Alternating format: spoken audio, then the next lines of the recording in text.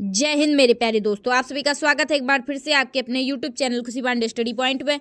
मैं खुशी पांडे आप सभी का दिल से हार्दिक स्वागत करती हूँ। आज मैं आप लोगों के लिए एक न्यू वीडियो फिर से लेके आई हूँ। तो चलिए स्टार्ट करते हैं आज का मेरा वीडियो। जैसा कि आप लोग जानते हैं कि मैंने अपने चैनल पर अब रासायनिक अपक्रिया किसे कहते हैं और उनके सभी प्रकारों को अलग अलग वीडियो में डिफाइन करके अच्छे से डिफाइन करके आप लोग को बताया है।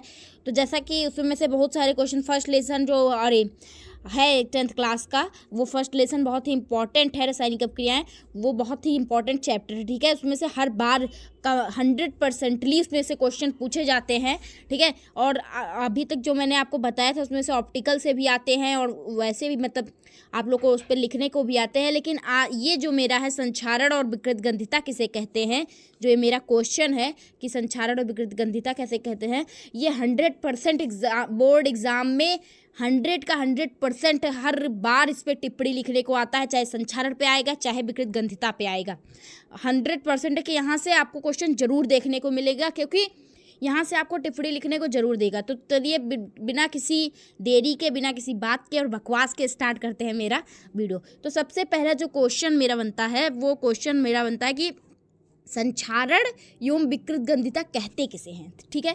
किसे कहते हैं मीन दैट आपको अगर आएगा तो आप क्या लिखेंगे, ठीक है।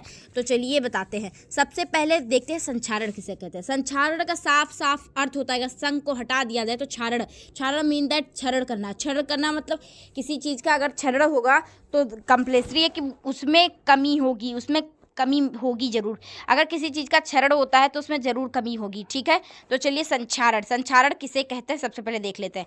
वह अपक्रिया जिसमें धातु नम वायु के संपर्क में आने पर धीरे धीरे उसका क्षरण होने लगता है, मतलब उसका क्षरण होने लगता है, उसकी मात्रा में कम हो, उसकी मात्रा जो वो कम होने लगती है, उसके धीरे धीरे उसके संपर्क में आने पर धीरे धीरे उसका क्षरण होने लगता है, वह क्रिया हमारी संक्षारण कहलाती है। चलिए फिर से एक बार देखते हैं कि संक्षारण किसे कहते हैं। वह क्रिया जिसमें धातु नम वायु के संपर्क में आने पर, मतलब जब धातु नम वायु के संपर्क में आने पर आती है तभी उसका क्षरण होता है, ठीक है।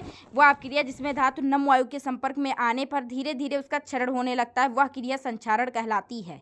अब एग्जाम्पल जैसे देख लेते हैं। लोहे पर जंग लगना, जब लोहे पर जंग लगती है तो वो जो लोहा उतना मजबूत होता है वो धीरे धीरे वो कमजोर होता जाता है, मतलब उसका धीरे धीरे क्षरण होने लगता है, उसके मात्रा में कमोत्तरी होने लगती है, ठीक है।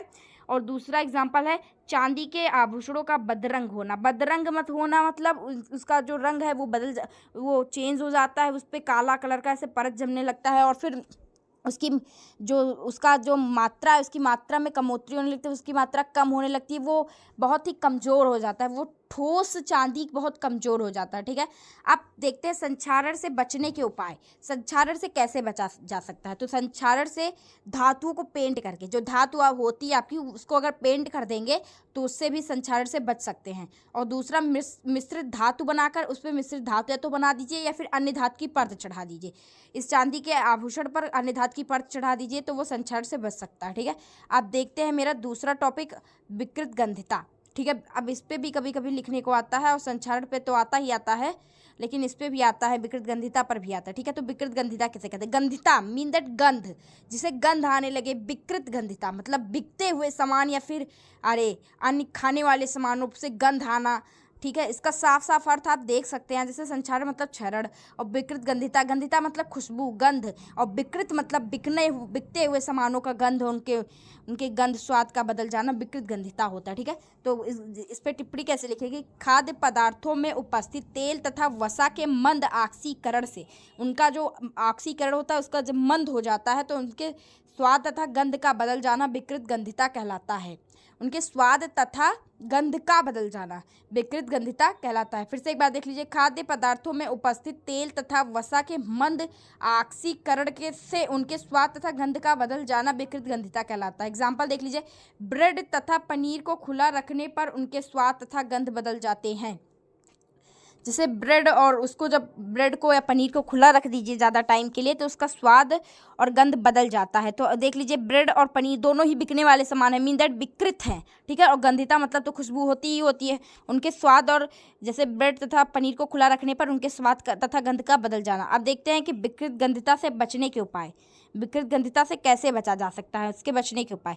तो इससे बचा जा सकता है खाद्य पदार्थों को वायुरोधी पात्रों में रखना, खाद्य पदार्थों को वायुरोधी पात्रों में रखना मतलब जो खाद्य पदार्थ है उसको वायुरोधी मतलब जिसमें वायु ना प्रवेश कर सकते, जो जिससे उसका ऑक्सीकरण मंद ना हो सके, वो वायुरोधी पात्र मतलब कि उसमें वायु ना प्रवेश कर सके ऐसा पात्र, अगर ऐसे पात्र में खाद्य पदार्थों को रखा जाता है तो वो उनका गंध बदलेगा और ना उनका स्वाद बदलेगा। ठीक है।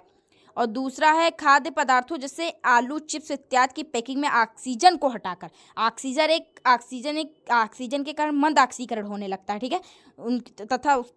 जो कि मतलब जिस कारण बस उसका जो स्वाद है और गंध है वो बदलने लगता है।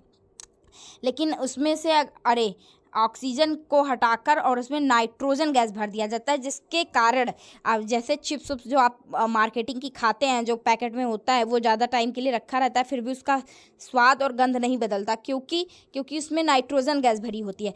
ऐसा अभी मैंने जो नेक्स्ट ईयर वाला पेपर था उसमें शायद 12th में क्वेश्चन पूछा गया था कि चिप्स की पैकेट में कौन सा गैस भरी होती है, चिप्स के पैकेट में कौन सी गैस भरी होती है जिसमें तो आप लोग इसको याद रखिएगा कि चिप्स के पैकेट में नाइट्रोजन गैस भरी होती है। ठीक है।